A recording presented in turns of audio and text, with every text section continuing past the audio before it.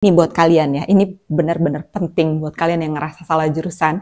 Jangan pakai logika kayak gini. Oke, lulus dari suatu jurusan itu tidak mengunci kita untuk bisa berkarir di luar jurusan tersebut. Tapi kenyataannya nih ya, kalau aku melamar pekerjaan yang di luar jurusan aku, di luar skill set aku, ya aku akan bersaing dengan orang-orang yang punya skill set tersebut gitu. Misalnya aku berusaha melamar pekerjaan desainer grafis.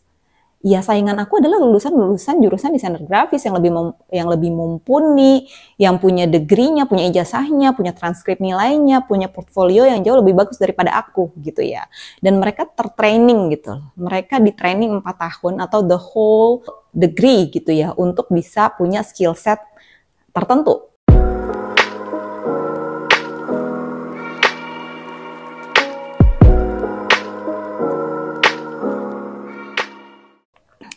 Hello, welcome again to another video of story. Sekarang kita udah di episode yang ketiga. Jadi aku mau ngelanjutin episode yang sebelumnya yang bercerita tentang pengalaman aku salah pilih jurusan di S1, tapi terus berlanjut ke S2 dan S3.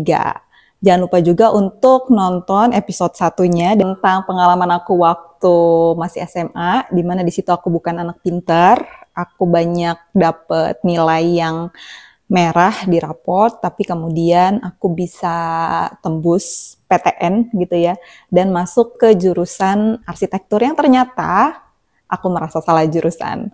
Oke, aku mau lanjut ceritanya di episode yang ini. So stay tuned.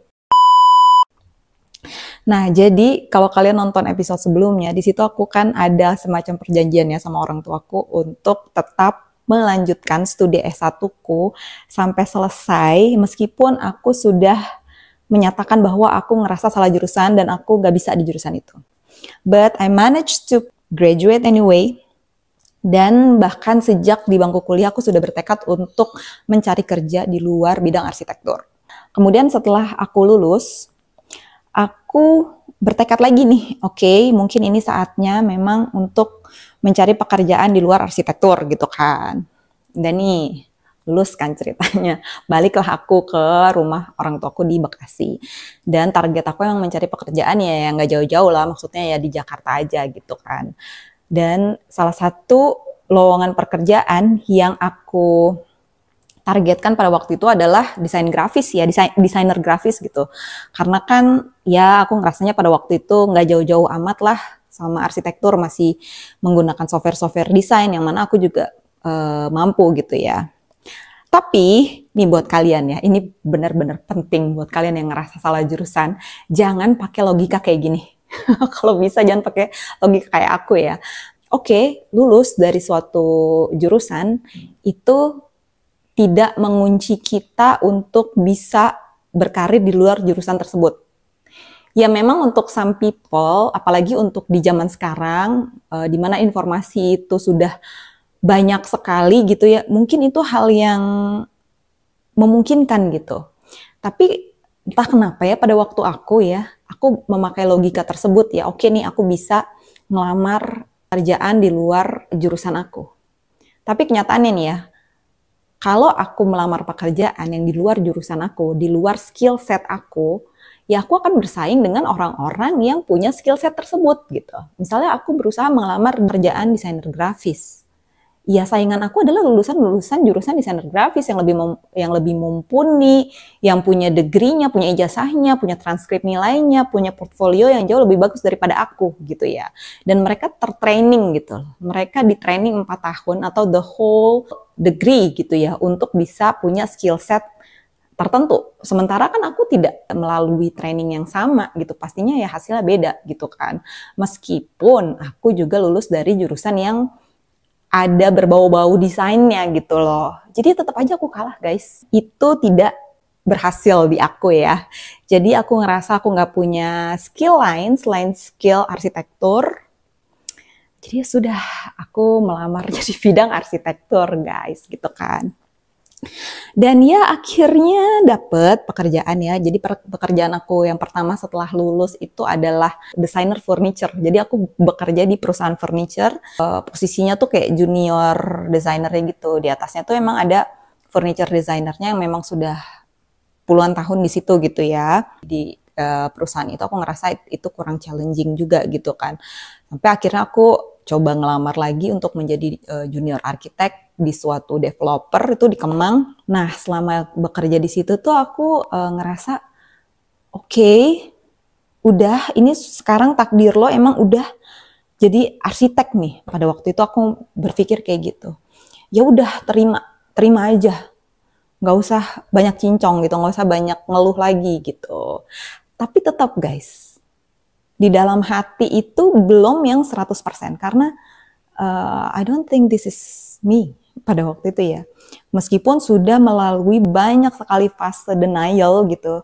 Maksudnya oke, nggak apa-apa, oke, nggak apa-apa, oke, nggak apa-apa gitu. Karena aku ngerasa nggak punya skill lain selain itu, dan aku tidak bisa mengubah masa lalu gitu ya. Aku tidak bisa mengulang lagi satu lagi gitu. Jadi udah aku berusaha ikhlas dan kayaknya semenjak saat itu deh aku tidak mau melamar lagi lowongan pekerjaan lain yang selain yang memang degree-nya aku punya atau ijazahnya aku punya gitu. Ya udah aku berusaha belajar di situ. Aku belajar banyak selama kerja di situ. Sampai akhirnya aku nih jadi anak yang agak-agak ambis guys pada waktu kerja itu ya. Karena itu aku berusaha stop thinking bahwa bidang ini bukan bidang aku, ya udah just eat that gitu ya. Jadi begini, aku kerja ya, aku kan jadi komuter tuh, rumah di Bekasi, kerjanya di Jakarta. Itu setiap hari aku kerja dari Senin sampai Jumat, terus Sabtunya aku ngelesin. Ngelesin ini aku ada satu anak orang kaya gitu. Aku ngelesin ini 3ds Max, salah satu software yang dipakai memang pada waktu itu populer dipakai sama students di bidang architecture maupun di dunia kerja itu juga banyak dipakai ya 3ds Max. Jadi Sabtu aku ngelesin, terus Minggu itu aku pakai untuk freelance. Karena aku udah ngerasa sedikit punya ilmu untuk ngedesain, bikin furniture, kitchen set, terus furniture yang custom, aku freelancing itu di hari Minggu. Dan itu berjalan sampai 8 bulan. Akhirnya aku masuk rumah sakit guys. Kena tipes sama DB. Ya begitulah. Pas sakit itu aku nonton series nih, Grey's Anatomy. Kalian pasti tahu dong series ini kan. Nah di series Grey's Anatomy pada waktu itu ya tahun 2007 itu season 1-nya. Itu kan masa-masanya si Dr. Grey sama teman-temannya nih, zaman-zaman dia koas. Dan aku tuh di situ kayak takjub banget gitu loh sama tokoh-tokohnya di series ini. Mereka tuh sangat passionate untuk belajar gitu. Ya kan, apalagi yang jadi Christina tuh itu tuh kayak semangat banget gitu kan belajarnya. Di situ tuh aku ngerasa bahwa kok aku nggak bisa relate ya. Maksudnya kok orang-orang ini menikmati banget gitu proses belajar. Sementara aku tuh nggak pernah punya perasaan yang sama. Aku tidak pernah menikmati aktivitas belajar. Ya walaupun aku lulus-lulus aja ya gitu ya maksudnya. Dan nilaiku juga nggak yang jelek-jelek amat juga gitu selama kuliah. Tapi aku tidak bisa relate. Aku kepengen punya semangat yang sama kayak gitu dalam belajar. Nah, sejak saat itu aku kepikirlah untuk S2. Ditambah karena aku sakit, orang tua aku juga ngeliat bahwa wah ini anak kayaknya nggak bisa nih kerja kayak begini gitu kan. Orang tua aku berpikir bahwa mungkin kalau misalnya dia lanjut S2 bisa dapat pekerjaan yang lebih oke lah gitu. Ya udah, jadi tuh semangatku terbakar tuh gara-gara nonton si Grey's Anatomy itu. Jadi aku mau coba mengulang nih ceritanya ya. Oke, aku tidak bisa mengulang S1 aku, tapi aku bisa mengulang aktivitas belajar dan kuliah dengan jauh lebih baik lagi gitu, dengan penuh semangat, tanpa banyak komplain bahwa ini bukan jurusan yang aku mau dan segala macam gitu. Dan aku pengen gitu loh, setidaknya aku berprestasi lah gitu di bidang akademis. Jadi setelah sembuh dari sakit, aku mengurus untuk resign sambil aku juga mencari-cari informasi untuk studi S2. Di awal tuh aku pengennya emang keluar negeri guys. Awalnya pengennya keluar negeri ya, cuman kan biayanya nggak ada. Biayanya nggak ada. Terus pada waktu itu tuh juga itu tuh sekitar tahun 2008. Informasi-informasi beasiswa ke luar negeri tuh nggak kayak sekarang. Jadi ada sih emang teman aku yang kuliah lanjut ke Australia gitu ya. Pada waktu itu lanjut S2 ke Australia. Tapi ya anak orang kaya gitu. Jadi dan tidak memakai beasiswa ya. Jadi ya aku juga nggak bisa menyontoh dia gitu ya, karena ya kalau keluarga aku ya nggak ada dananya untuk bisa menyekolahkan anaknya S2 ke luar negeri gitu. Jadi ya udah, oh ternyata pilihanku tinggal dalam negeri nih. Udah aku menyortir lah ya kampus-kampus dalam negeri ya. Karena aku itu anak teknik ya, anak arsitektur, ya pilihanku sih sebenarnya nggak yang banyak-banyak amat juga ya. Paling ya ITB, UI, ya udah itu aja. Maksudnya masih di Jawa Barat gitu ya. Pada waktu itu juga nggak tahu ya, nggak tertarik aja sama UI gitu. Aku lebih tertarik untuk lanjut S2 ke ITB. Ya udah nih, akhirnya resign kerja dan aku mempersiapkan diri untuk tes. Jadi kan ada tesnya gitu ya, tes bahasa Inggris sama tes TPA lah pada waktu itu. Yang ternyata tes TPA-nya itu susah. Aku tuh nggak tahu kalau tes TPA itu ternyata banyak soal-soal matematikanya gitu ya. Pada waktu aku mau ngelamar S2 itu, aku tuh ngeremehin guys, ngeremehin TPA, bener deh. Aku nggak belajar sama sekali. Aku pikir ya udahlah udah S2 ini gitu. Kirain tesnya mah biasa-biasa aja gitu, nggak yang heboh-heboh. Nggak taunya susah tes TPA itu. Apalagi buat yang nggak prepare kan. Nah udah nih, datanglah jadwal aku untuk tes. Udah, jadi sekalian nih aku beberapa hari sebelum tes itu aku ke Bandung untuk ngurus untuk ngurus pendaftaran. Jadi dulu tuh pendaftarannya belum online, jadi ya emang harus datang gitu loh ke Bandung untuk ngurus daftar-daftar gitu doang. Ya udah, abis itu daftar, aku nginep di tempat temen ya gitu ya, untuk besoknya aku tes TPA gitu. Nah pas tes TPA itu ternyata tesnya tuh kan dikumpulin di satu gedung gede gitu kan. Aku lupa nama gedungnya apa tuh, di ITB ya. Dikumpulin di situ, terus tesnya itu banyak kan gitu kan. Kalau nggak salah itu tes itu menghabiskan waktu selama 4 jam guys. 4 jam. Udah gitu ya, setelah selesai nih ngerjain tes TPA itu, aku pikir kan dengan lugunya nih, aku pikir orang-orang tuh sama kayak aku gitu, nggak ada yang belajar gitu. Terus pas gue selesai, aku nengok dong, so akrab nih sama yang di sebelah aku tes juga.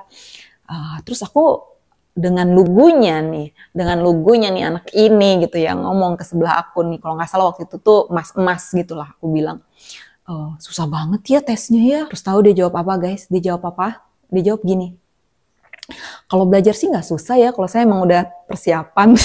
Terus aku langsung nyesel gitu, nyesel sok-sok curcol gitu sama orang itu gitu kan. Jadi itulah, di situ aku juga bener-bener nggak pede nih, bener nggak ya, lulus nggak ya, ternyata seserius itu gitu loh S2. Aku pikir tuh ujian masuk kampus yang serius itu cuman zaman SPMB gitu doang, nggak taunya masuk S2 juga ujiannya serius gitu. Dan dulu tuh kan belum ada kayak TikTok, belum ada Instagram, jadi ya exposure tentang tesnya gimana tuh nggak banyak info gitu. Nah ya udah, untung dari sisa-sisa kepintaran yang ada di otak ini yang nggak seberapa itu, aku bisa menyelesaikan tes itu, walaupun aku ya mungkin ada kali separohnya aku agak-agak ngasal gitu jawabnya. Maaf ya tidak inspiratif. Nah habis itu di hari berikutnya itu tuh tes bahasa Inggris. Tes bahasa Inggris tuh di besokannya gitu. Ya tes bahasa Inggris standar lah ya, kayak tes TOEFL gitu. Kalau menurut aku sih mirip-mirip TOEFL ITP ya, karena nggak ada speaking, nggak ada writing. Ya udah nih, tesnya udah selesai, pendaftaranku juga sudah selesai, tinggal menunggu hasil kan. Nah selama menunggu hasil itu ya aku sih jadi pengangguran nih ceritanya di rumah kan ya, sambil mencari-cari juga alternatif kampus lain, kira-kira kalau misalnya aku gagal masuk si ITB ini aku masuk mana gitu kan. Ya udah menunggu selama kalau nggak salah sebulan, akhirnya dapat nih surat loh, surat apa tuh namanya, surat pakai amplop gitu dari ITB. Nah itu emang surat yang ditunggu-tunggu nih. Aku kalau nggak salah, aku pada waktu itu pas zaman nunggu-nunggunya ini, aku memang sama sahabatku terus. Jadi aku tuh di Bekasi tuh aku punya tetangga gitu ya, punya teman kecil yang dia itu juga pada masa aku menunggu pengumuman dari ITB, dia tuh juga menunggu pengumuman untuk diterima kerja gitu. Kerja pertamanya dia juga baru lulus gitu kan. Ya udah nih pas lagi dia ada di rumah, terus tiba-tiba ada pos lah, pos gitu kan. Udah nih aku lihat, dari ITB. Coba kita lihat gitu. Aduh gue takut. Aku cerita nih sama temanku. Aduh takut banget nih. Lulus gak ya? Gue gak bisa deh kayaknya waktu tesnya. Terus kata temanku, bisa. Lulus aja cepetan dibuka. Gak mau, takut gitu kan. Sampai akhirnya kita buka nih pelan-pelan. Dibuka, nggak tahu ya di situ tulisannya lulus. Yeay, lanjut sekolah lagi gitu. Dan pada waktu itu tuh lulusnya tuh ternyata aku juga baru tahu kemudian gitu ya. Ada yang lulusnya tuh dengan syarat gitu. Jadi nggak semuanya itu lulus biasa gitu. Kayak aku kan lulus biasa ya, maksudnya ya udah lulus aja gitu tanpa syarat atau unconditional, tapi ada juga yang conditional lulusnya, yaitu misalnya nilai bahasa Inggrisnya kurang, maka ya dia harus mengulang bahasa Inggrisnya. Dan teman aku bahkan ada yang ngulang sampai 3 kali tuh untuk lulus bahasa Inggrisnya sampai akhirnya resmi diterima unconditional gitu. Ya udah nih, aku melalui hari-hari pertamaku di Bandung kuliah S2 itu dengan penuh semangat, guys. Aku semangat banget kuliah dan nilai-nilaiku juga bagus, nggak kayak waktu di nilai-nilai waktu di S1.